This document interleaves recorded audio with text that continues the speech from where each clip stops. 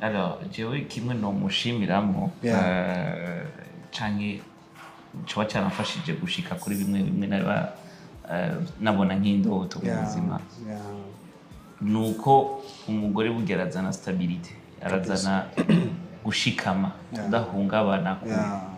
gutekana kandi iyo utekanye urashobora kwiyumvira urashobora gupanga ikintu ukagikora kujya wagipanze ubwo iyo ufise umutima utari hamwe ufise amaguru atari hamwe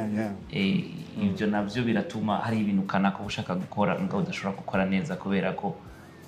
uguma wiyumvira ati none wa muntu ubwo ntiyanciyemo wa muntu ubwo ntiya aza kwakira gute ikintu ndiko ndakora ubwo wa muntu ninatahava ntuka ibintu nk'ibyo rero iyo ufise amahoro mu rugo biroroshe cyane yuko za ndoto bya bintu ushaka gukora bantu ushaka ko muhura mugenda muganira ikintu mukagivaho mucugaye bihera mu rugo kabisa bihera mu rugo iyo mu rugo bimeze neza n'ahandi usose hanze biramera neza mugo iyo bimeze nabi bavuga ngo utanga icyo ufise kabisa atamunezero ufise mu mutima waraye wicaye muri ko murashwana canke uri ku kazi guma wiyumvira ko usohotse hava kora ikindi kintu kibi rero ico rero ni ikintu gikomeye ni ubutunzi bukomeye kandi urumva uyu munsi novuga ko byinshi mu byo nashitseko abifisemo uruhara kabisa je namambona ko si vy'iwanje ahubwo ni vya twese ni vy'iwacu. Okay, y'all come look at this.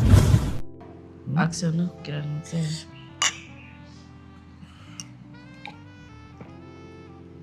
Uritanze gucunywa après ntuze kandi ngo tutara ngo tutarabanye mu maso sinzi ibintu Serge yaciye avuga nimba ari ngo c'est du poison. Okay.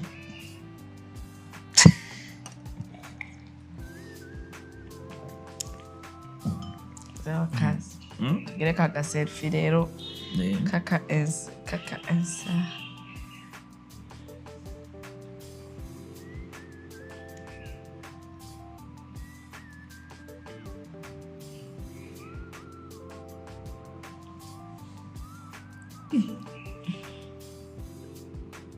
Navyaye. Mushobora. Yama konstruction ntigiye mu ahubwo niho heza. Gira ngaho. Kandi ngaha anye karimo. Gira ngaho onye ndakwereke. Kujyo shiramo selfie. Aho yareka kuduza hejuru. Imanure hasi background yari ya hejuru. Chérie. Comme ça. Mais oui, mais c'est pas beau. Non, on a trop fait ta vidéo. Tu vas faire ta photo, tu fais gutya. Gira hayi. Gutya. Hajya chaja. It has to be you. Okay.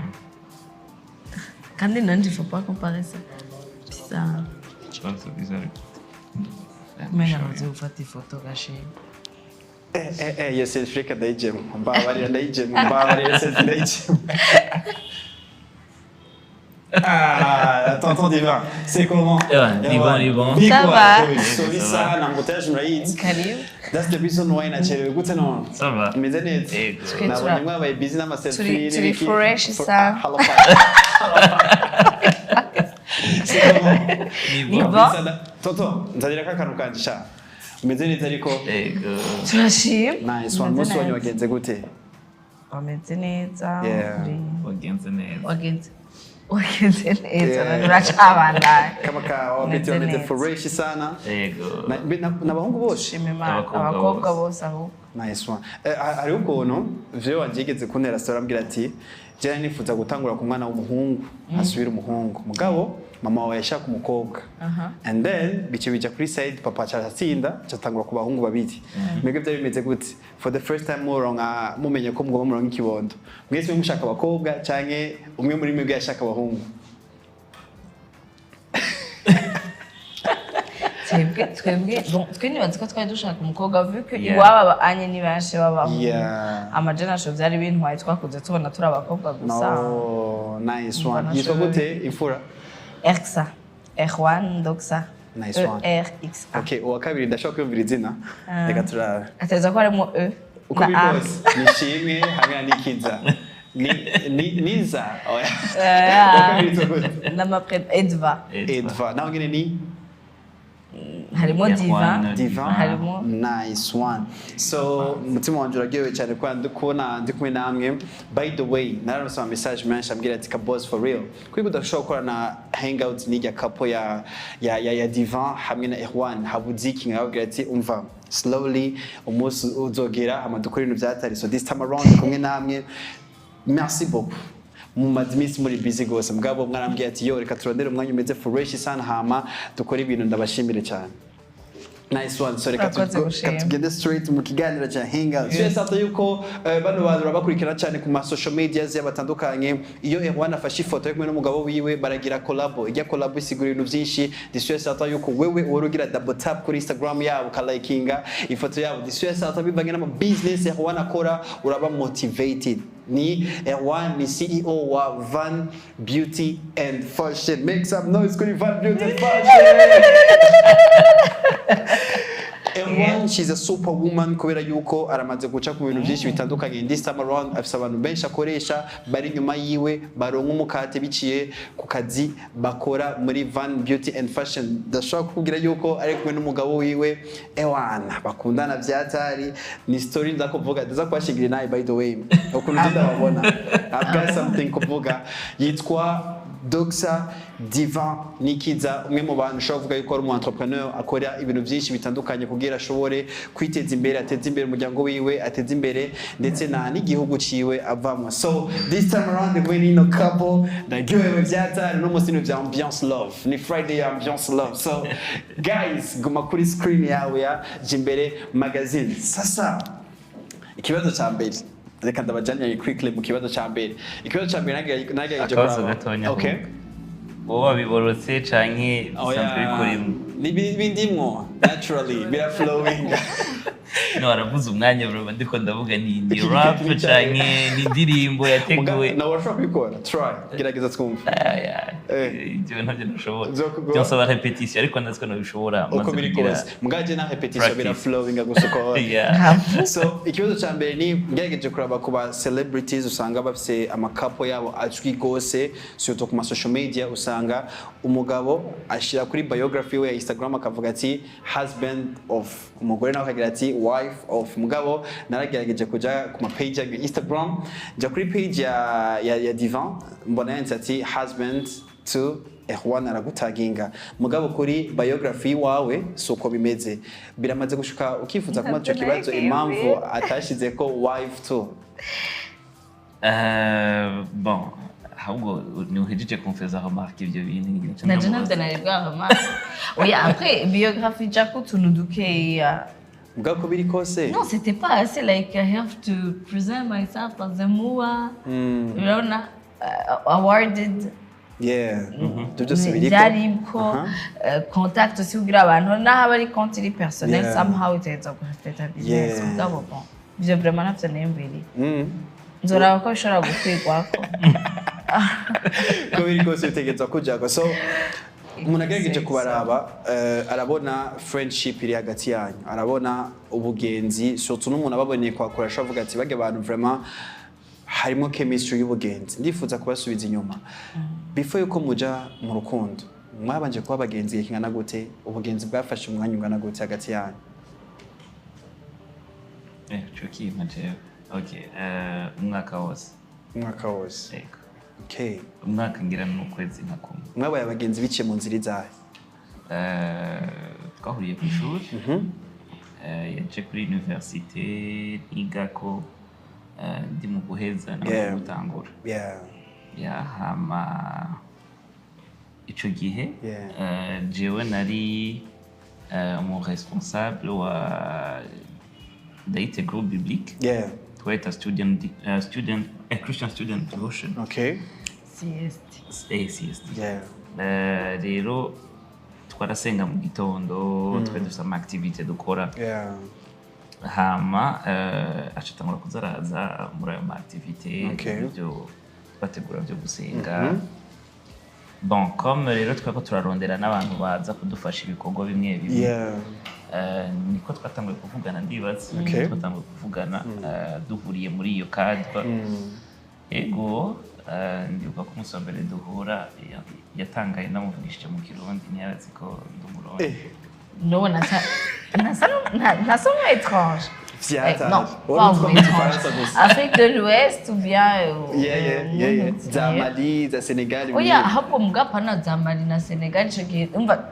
ni ishure riri mu Congereza Okay. bavuga Icongereza urumva no muri iyo magroupe biblique baratwexija kuvuga Icongereza, okay. umunsi wa mbere ubonye umuntu akaba avuga Icongereza kandi vraiment c'Abakenya donc naciye nibaza sigira si umurundi nca ndatangara avuze ikirundi. he is blessed Nice one. niko bavuga ngo he is blessed ngo n'umunyafrika aho nja hose babona umenga ndi waho Amahirwe yo kuba muri Afrika yose bashoboye kabisa. Ubugenzi bwanyu bwari bumeze gute? Yari friendship meze gute kubera ko biri ko ushobora guhura n'umuntu mugabo ugaca usanga muri abagenzi just kuri hey gute no musi uraza bimeze gute ugacanye ugahura n'undi muntu usanga yo murafashanya mu bibazo mugira iki mukaba best friends. Ubugenzi bwari bumeze gute ga Erwan? Novuga ni bwari ubugenzi mu responsable wa groupe public n'intama yiwe niko acha umukurikirana ukamubaza ivyiwe akamfasha nyene mu rugendo rwanje rw'agakiza urabona bimwe yiye none wakijwe ryari ibintu nk'ivyo nkama biraja un peu plus loin bimusanga wamubwiye ivyawe nyene wamugurukiye ku buzima bwawe nawe bon okay ico ni turacumvikana ko by the way ngo wewe ngo nigeze ngo mbwira ivyiwe ngo ya ngo moi je me suis réservé ngo pendant un temps j'ai dit le gars toi tu m'as tout dit et après of course abakobwa barafise ukuntu biyugurura kare mugabo wamaze kubona 1 2 3 ndakuvugisha niho wacu utangura nawe kunyugurukira après umwanya ungana ke na 6 mois haci na 3 mois haci na 2 mois haci 6 mois basi na 2 mois na 6 mois okay ubasanze warisanzura gose wiwe wisanze kuri yego urumva ni muri yantuze ya self place muri sensia n'umuntu asenga umuntu agutwara umuntu umenga aragukurira mu gakiza umuntu umenga aragukura abariko aragukurikirana nko kumenga ashaka kugufasha kuyameliora kugira iki kubera muri leader kugusengera kugira iki byari friendship yanyu yagize akamara kahe mugiye muri relation byafashije iki le fait que mwabanje kwanza kuba best friends bavuga ngo abantu bamenyana nuko babanye ariko byadufashije kumenyana avant yuko twinjira no muri iyo fiançailles twahita fiançailles mugabo abandi nibaza ko hanze bavyita fiançailles kuvuga ngo okay avant yuko twumvikana ati cette fois-ci turasohokana donc turakundana donc byadufashije kuguruka urumva ubona umuntu umenga si mushasha kuri wowe musheri wa donc ni musohokana let me say musheri wa nisa donc ni musohokana biroroshe kumubwira ibintu fasini bakubera ubuzi si wa mutipe dusohokana iki ntavyo kumwireserva ko cyane donc ivyo wonye byarabandanije même après relation yabaye sérieuse kabisa hama no muri mariage rero ibintu bice birafata inzira nice one so ikibazo canje kiroroshe canke kiragoye ukuntu maybe tubasubije inyuma mu myaka 5 y'iwanyu mwibaza yuko nivyo ibintu bishasha mwo kwifuza kubanamwo kandi mugitangura kuja mu rukundo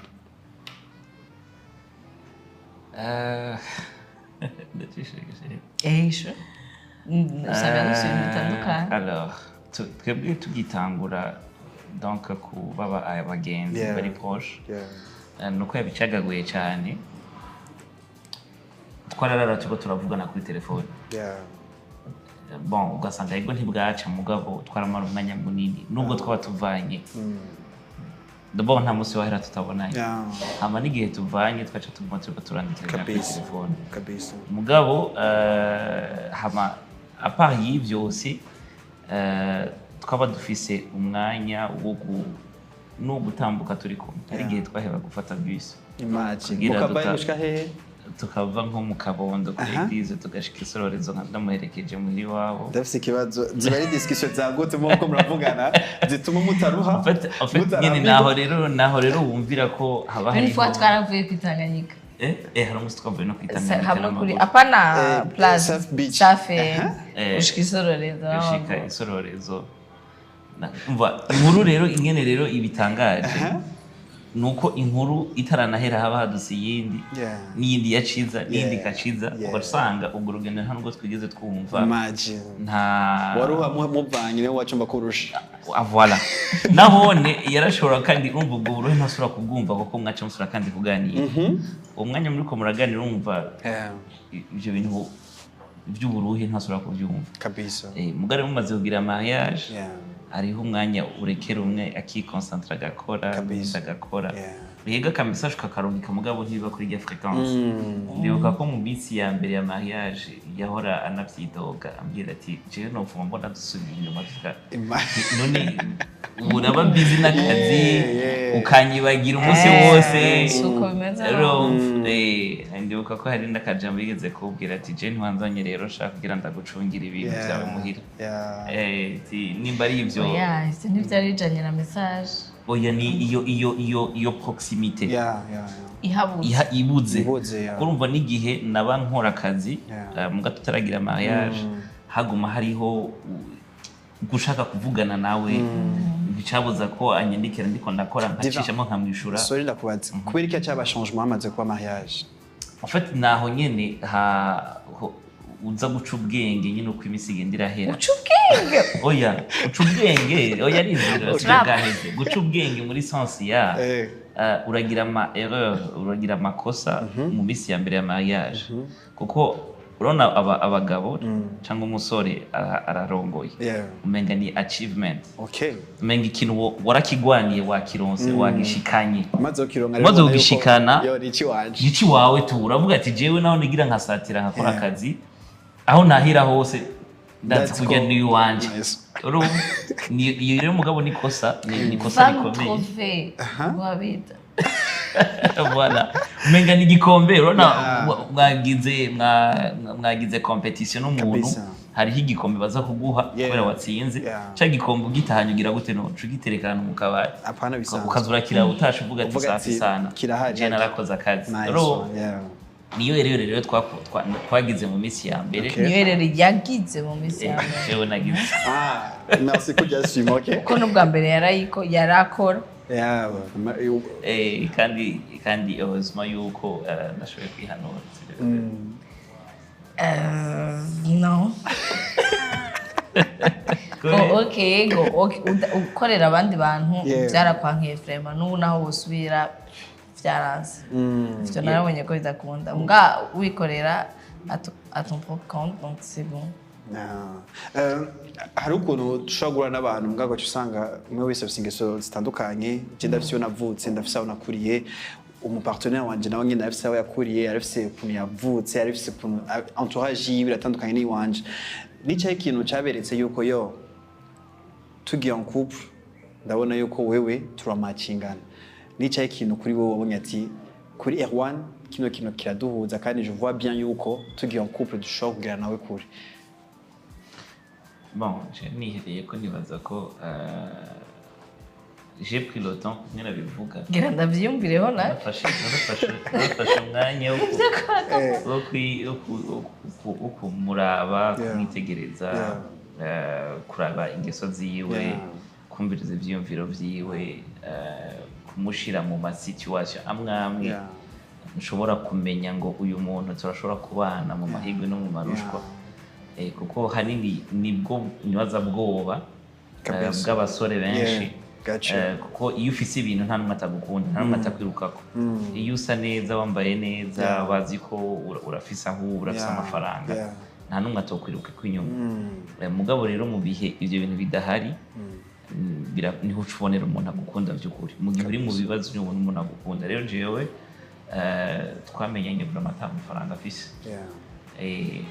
twamenyanye ukiri kurirondeza iriko ndirondeza rimwe nyene uvuga ati jewe ndagutwaye ndagusohokanye ahantu hatari tugende kwa Gerard bakukwite brochette imwe accompagner basi n'ifana aho rero uvuga ati natesheje ngaho kindi gihe wakubiswe n'ubukene avuga ati tugende kuri plage tuguri karanga n'amagi soda hama tuce dutaha urumva kenshi nije nariha bandanya rero muri iyo periode yanyitanze yari umubosi we nukuri kandi si umubosi content we twamenyanye ntaranakora n'aka kazi nkora effectivement ngabo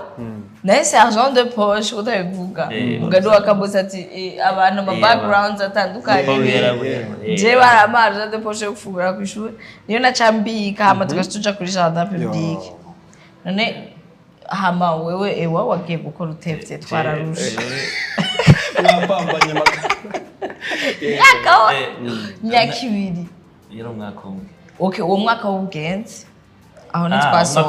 nitwasohoka ngo tugenda ahantu twicarana ahama mbwa no mu bugenzi twarajya amasambusa kwa Elia ibwa none ntiwumva still ndabise ibibazo hagati y'abantu babiri wowe ntibyagutera isoni ubonye Erwan niwe arishe facture y'ibintu mwagiye konsoma ubona ko ari baba kudesanda mu magomane urazi igituma jewe namye mbona ko agaciro kiwanje ntigahagaze ku mafaranga mfise canke ku byo ushobora kugura canke ku byo ushobora kwereka umukobwa ko nshoboye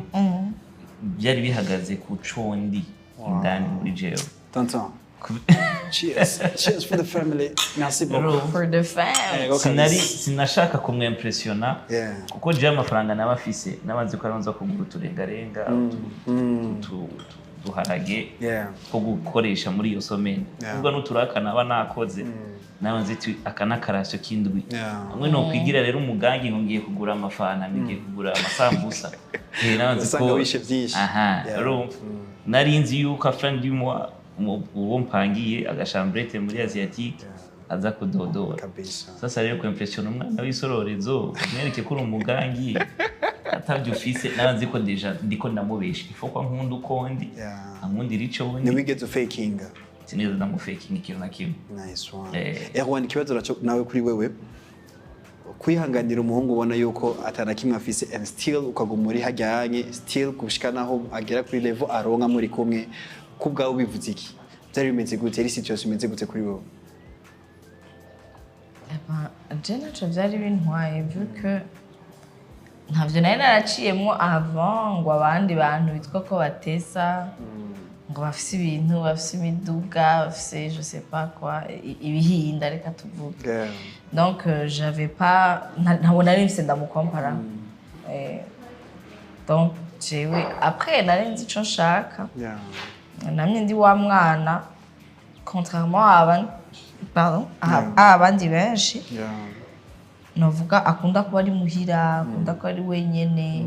donc le genre d'enfant batinya le monde extérieur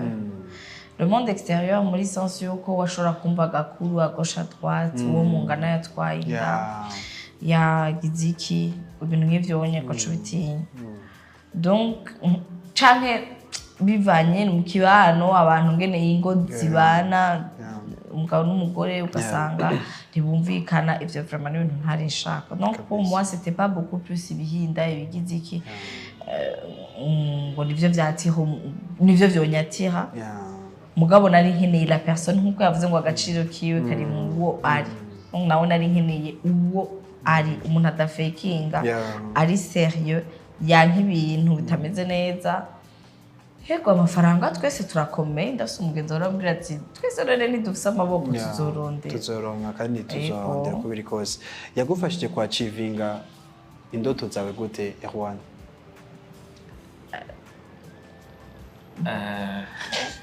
le fait que mwamenyanye utakimeze utameze neza cyane côté flambeau still oya namusanze yipanze kabose yipanze spirituellement je dirais physiquement je sais pas ni walo kigira sport cyane mais bon yipanze muri spirituellement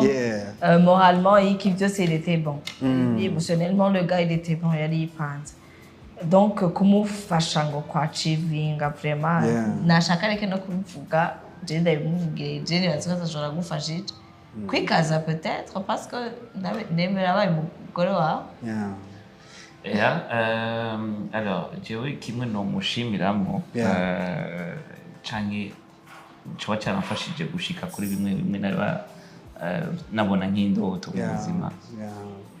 nuko umugore burya arazana stabilité, arazana gushikama, kudahungabana, gutekana. Kandi iyo utekanye urashobora kwiyumvira, urashobora gupanga ikintu ukagikora kuryo wagipanze. Mugabo iyo ufise umutima utari hamwe, ufise amaguru atari hamwe, ibyo navyo biratuma hari ibintu kanaka ushaka gukora mugabo udashobora gukora neza kubera ko uguma wiyumvira ati none wa muntu ubwo ntiyanciyemo, wa muntu ubwo aza kwakira gute ikintu ndiko ndakora, ubwo wa muntu ninatahava ntuka ibintu nk'ibyo. Rero iyo ufise amahoro mu rugo biroroshe cyane yuko za ndoto bya bintu ushaka gukora ba bantu ushaka ko muhura mugenda muganira ikintu mukagivaho mucugaye bihera mu rugo kabisa. Bihera mu rugo. Iyo mu rugo bimeze neza n'ahandi usotse hanze biramera neza. Mugabo iyo bimeze nabi bavuga ngo utanga icyo ufise kabisa, atamunezero ufise mu mutima, waraye wicaye muri ko murashwana canke uri ku kazi guma wiyumvira ko usohotse hava kora ikindi kintu kibi. Rero ico rero ni ikintu gikomeye, ni ubutunzi bukomeye. Kandi urumva uyu munsi novuga ko byinshi mu byo nashitseko abifisemo uruhara kabisa. Je nama mbona ko si ivy'iwanje ahubwo ni vya twese, ni ivy'iwacu. Okay, reka magare ikintu kijanye na red flags z'amahoro. Ushobora guhura n'umuntu for the first time before ko muja mu relation yanyu ukamubwira ati shaje nimba ushaka kunda kwemera ko uja mu rukundo hindura iki niki. Ndifuza kumenya muri iyo periode mwe muri abagenzi nize red flags wabona kuri Divin, uramubwira ati sha tonton banzu hindure kwanza kaye hamwe naka. ntayihari singira mbeshe pe. Je ntayihari sinzi nkawe we warayifise sesure mugabo. I was good, I'm still good. Naturally, nutinye kamera. Bon, kimwe mu vyantera ubwoba kwa rukuntu je twahuye ari ntiyagira confiance umuntu facilement. Yarafise ibintu biri negative byinshi muri we ku buryo unamuhaye compliment yabona ko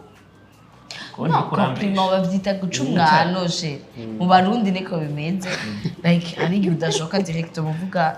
umunsi igushana je ndabizi me ukavuga ati anivyo soko wavuga cyangwa ukagira reka tubireke kwiriki uvuga ati reka umuntu nabone ngo ndishima. Rero ico cyo kumuhindura je nanje ndumuntu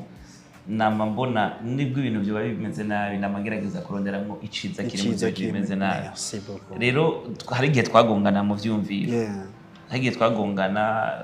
kubera ko jewe naba mbona ko ibintu nubwo byo bisa n'ibimeze nabi uyu munsi ejo birashobora kubera neza. Nawe akavuga ati wapi ibintu byatanguye gutyo onye ahubwo mbona ko bizobandanya bigenda nabi. Mugabo ça pris le temps kugira atahura ingene mvuga ingene hama onye hari gihe avuga nanje nkaba inspired. Motivation speaker. Cari ico onye mugabo naco ndabona ko ari ikintu cyo kuhodresa gisanzwe kuko yaranyumviriza cyane. Burya igitinyitse gose ni wa muntu ubwira akacanga kandi ukumva ko ari ntagondo ntakurayo yashizeyo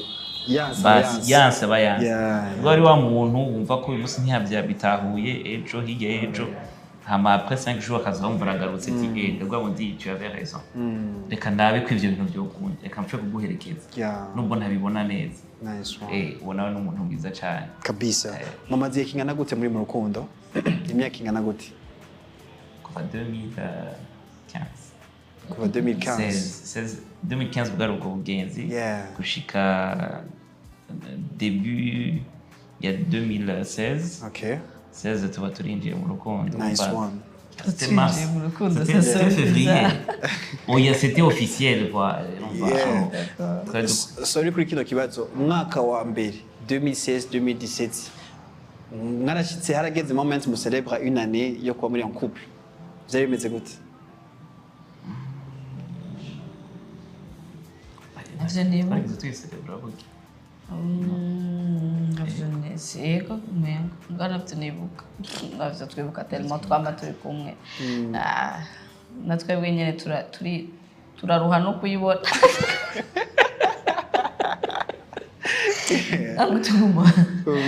muri kumwe imisezeri anniversaire yego kabisa donc nicyo ikintu cyatumyemo iyo myaka yose mushobora kubandanya muba muri kumwe muri iyo myaka yose mwibaza yuko mwakoresheje strategies izahe cyane nka conseil mwanura izindi relation peut-être ukoresheje ibi nibi birashobora gutuma relation yawe imara igihe kinini n'imyaka myinshi still mukiri kumwe mugabo ndakeneye kumenya ibanga mwa mwarakoresheje kwama muba muri kumwe gushika kuya 9 ans simiki hari ama ups and downs this year sata mwaciyemo mugabo mwayasimvye gute and still mukabandanya muba muri kumwe avant yuko uracubandanya banze ntangure n'ishuri mvuga ati bon notre relation nkuko yakubwiye ko twahuriye muri co public donc turashira imana imbere rero ndibuka tugitangura kugenda ati Dieu est le fondement la source le pilier, le fondement et David. Donc tout, mon rukundo rwacu. Donc on mettait Dieu avant. Et peut-être que nico cadufashije kuronka ce qu'on appelle la grâce de Dieu muri couple yacu. Je dirais que hari abantu benshi bariko baranadukurikirana bashobora kuba baragerageje uburyo bwose baba des hommes parfaits ou des femmes parfaites dans leur couple. Mugabo however they try bikagenda uko batabishaka kumbure peut-être mu partenaire umwe muri bo ntariko aragerageza gukurikira donc twebwe twavuga yuko icambere na mbere vraiment ubwo buntu twarabugiriwe haba ibindi bica biza après kuko nkuko yababwiye ijambo dukunda gukoresha ngo proximité donc tuguma turi kumwe nico cara renforceje urukundo rwacu jewe n'abantu benshi sinokubwira baba ndagutwaye ijambo mukundo urumva n'abantu benshi batubwira ngo bambwira jusqu'à présent ko muri kumwe n'umugabo wawe no kuri salon murakorana none ngaho je ntibikunda ko tuguma ukabona je ntibikunda yuko nogumana n'umugabo nkirigwana n'umugabo kubera ngo twokwicana ukabona iyo mudamu n'umuntu atekereje cyane none ufise umugabo ari aggressive ngo yawe anashaka aratekereje none ko iki mudahuza unomva ibintu nk'ivyo onye yoca nyunganira bon je nibaza ko ikintu hanini nico nyene nuko kuba muri hafi na hafi hama hari ikintu twatahuye nuko turi umwe iyo rero umaze gutahura ko iyo ugiye hamwe n'umuntu muri urwo rukundo mukaba mubaye umwe ni kuvuga iyo ababaye nawe uteza kubabara iyo ababaye ukaca uryoherwa haba hatangiye kubaho ikibazo donc rero ico haraba iyo complementarité kukuzuzanya bigatuma wumva ko muri ino si naho bose baguhemukira hariho umwe nubwo yokubwira ikintu kikubabaje aza kukikubwirana urukundo kandi ataza kuba ari contre ahubwo ari kumwe nawe peu importe ibyo shika rero ibyo vraiment byaratumye tuguma hama aussi na ca kintu cy'ubugenzi kuko ubwo bugenzi bwaradushiriyeho urufatiro novuga fondation kuko ikintu tumaze kubamaka gikunda kwica abantu ni kubura iyo transparence muri relation ugasanga hari ibyo bahishanya hari ibyo bashaka kunyegeza uriya mugabo twebwe vraiment umenga n'ibitabo vyuguruye ushika usoma aho ushaka umwe wese arisanzura nta kintu cyo kuvuga ngo ndahisha ugenda atinya ko hava ngo bavyakira ukuntu oya mugabo uretse ko andi ma couple usanga umugabo adashobora gutora telefone y'umugore wiwe cyangwa ugasanga umugore ntazi password ya telefone y'umugabo wiwe ibintu nk'ibyo ariko abo bantu kabosi abo bantu se tout au début de leur histoire ingene byagenze bitandukanye n'ivyo wacu baba bahuye egora abantu bakuze bose bavuga ati ndafise ibipase byanje biri rouge nawe nyene ati ndafise ibipase byanje biri rouge bakaba bafise peut-être ako ga hidden side badashaka yuko ndamenya uyo rero ni hamwe acavuga kandi rero baraba bavyumvikanye ngira abantu banahuye ngo non j'ai pas besoin de prendre le téléphone ngo umugabo wanje hari wabimbari ngo kubera nawe nyene nakora kuyiwanje ngo ndarespekta intimité yiwe ngo naje how is that even ngo intimacy nibiki nimba nta intimité nimba atacanyegeza ni kintu je na mutonyo wanje enda muha telefone akaraba akifata ayo snap akagira iki umugabo we no shangira ni kuvuga ko somehow ari ibintu bimwe munyekeje bon peut-être usanga ari bavuga babishira muri sens ya umugore wanje ndabizi usanga ari benshi bamurondera ngiye gutora telefone yanzu bashaka ngo no hamba mbabara none kubera ko uyo mugore wawe nagira ni wowe trusting akurusha abo bantu azine twe ni baje ni babandone uyu wewe bameze gute ko kuri break uyu wabacha kwa ratishe hari kirofa igeje ukwandikira umugabo rero babari babantu bakuyansta ofatwe ama numero yacu mvura umudandaza ntushobora kwinyegeza hano abari ku ma platform yose ku ma social media zatandukanye rero ukazibona umuntu arakwandikiye from nowhere ndingaha mu Burundi shaka umukobwa tumarana iminsi canke iki akaba yihenze tonton il prend le téléphone ngo mubwira kizwe ngo mubwira ngo atamenye imana ngo jemba disharenta akira bishurira fasha bishurira aranyishurira none ko nabakiriya bishura cyangwa akabareka none haca nabareka cyangwa akagira kwa bloka nta kibazo donc ivyo onye twarabirenganye noneho nabanza kubibona bari muri byo barabizinanye yo abantu muko makurikira gero cha hangout gabanya message kuri Instagram yande ya Erwan surtout gabanya kwera yuko aje n'abantu bagandikira vraiment et aussi tu attires ce que tu es tu attires abantu bivanye n'intuze je nibaza ko ara ma esprit nimba twemera yuko Imana ibaho nuko twemera yuko le monde spirituel ibaho navyo nariko ndamubwira la fois passée c'était hier sinzi kintu twako ko turavuga niho ndamubwira ati sha ati je sinibaze yuko ati inkuru bon sinzi ko ngiye un peu hors contexte mugabo nako ndavuga ati uba icuri wewe ni watiri bimeze nka wewe kabisa abantu bashobora kuza je kunyihenda ko kubera uhagaze no mwibarabara utanguye kumvukisha ndakubwira ati reka je ndi umugore w'umuntu kandi mke wa muto ni sumu baca baduka bagatwenga madame ni normal yego je ndi normal mbese cha nita telefone y'umugabo unyumva hanyuma ngaca ndakubwira ati araje kuntoranguriya tonka onye biba bihetse mugandi ko ndavuga ati ni nkuko ukumva je wenjura hari umuntu ari kwanyagiriza abagabo ati buryo urukurukuru nigo Jean niyo nkuru niyo nkuru kuko ntibashobora kuza kukuvuga ko ikintu bataranakubona ko basi wandika n'aka message kari compromettant wandikira umuntu canke batarakubona n'umuntu iki bankabo ivyo kabisa si vyacu last time igenza muri salon yawe by the way narose treatment meze neza mushaka kugira ama soins atandukanye mushaka kuyisigisha amaso surtout ladies mugiye kuri Van Beauty and Fashion mashaka kuronka umva ibintu bimeze fresh sana narose treatment meze neza cyane Divan niyo yarari kandi narabonye the way agusupportinga mu kazi kiwawe sivyo bivuze iki kuri wewe kugira umugabo agushigikira mu bintu vyiwawe and then akaba ari hajya nyuma moment yose surtout kuri business yawe nomvuga ni just ndabifata pour aki ou bien comme aki I don't take it for granted kubera iyo ndavyibutse naho nabandi je nyene ndabishimira Imana ndabishimira Imana cyane kuko sabantu benshi bagiriwe uwo buntu encore une fois yo kuronka abagabo bameze abashinga ntahe bameze nka Divandox donc ndabishimira Imana si ibintu nakira gucyo nyene ngo nibisazwe none ngo sibizego rimwe ndamucokoza kugira niyumve ko ari umuntu watari twenyene niyumve ko ari umuntu watari tiwewe none ushaka twugare urana byane umugore yagumuze ngurazi none nguko mba ngo nahevye ngo ivyo ndiko ndakora kugira nzi ndagufasha ni aha none utabikoze ni ndiyo cyo bikora mais bon avyumve nawe nyene ko ndamushimira bivuye ku mutima c'est pas ngo bon abadamu vu que turi n'abagenzi faut pas que ugira nyene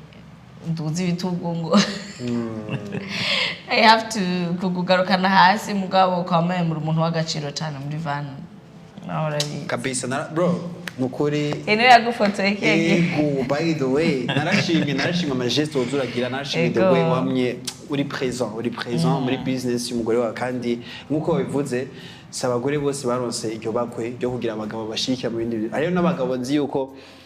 wavuye kazi akasageza neza bas nabazi ibindi bintu umugore wiwe mugabo kuri wewe kuri kapo yanyu biri totally different ikindi kintu nifuza kumenya ni ikintu kijanye na Diva nyene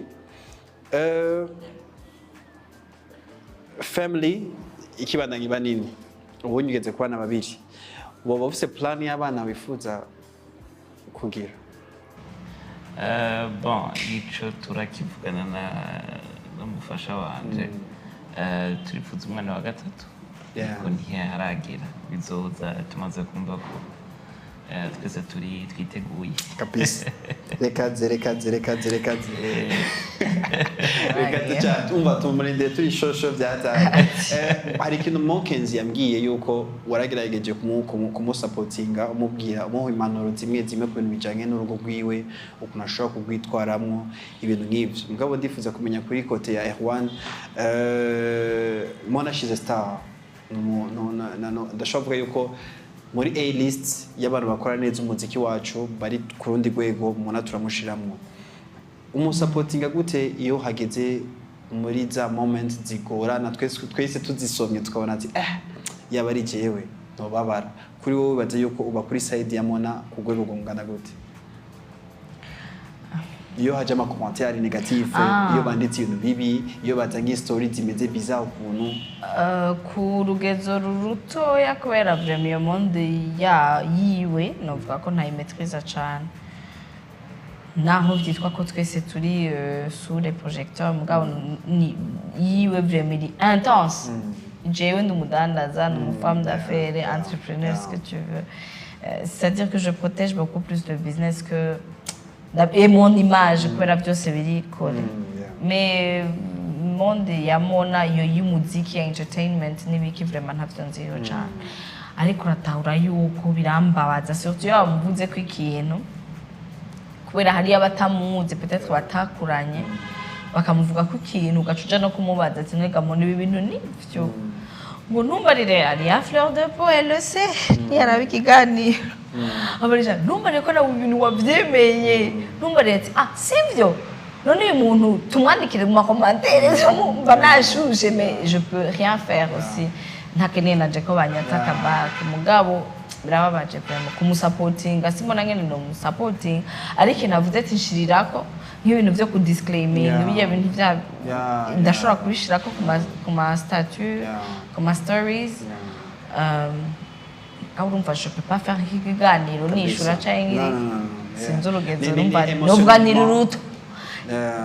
emotionally of course changira ngamubwira ati Mona aba bantu barasaza nagamona abantu nubazi nene nice one mukurangiza neza kino kiyago cyacu ndifuza kumenya ikintu peut-être Diva atari bigera bwira Erwan akimubwire mu kiganiro cya Hangout kabos yakutugora ko acha kimeza nanje mwese nashaka kwa baza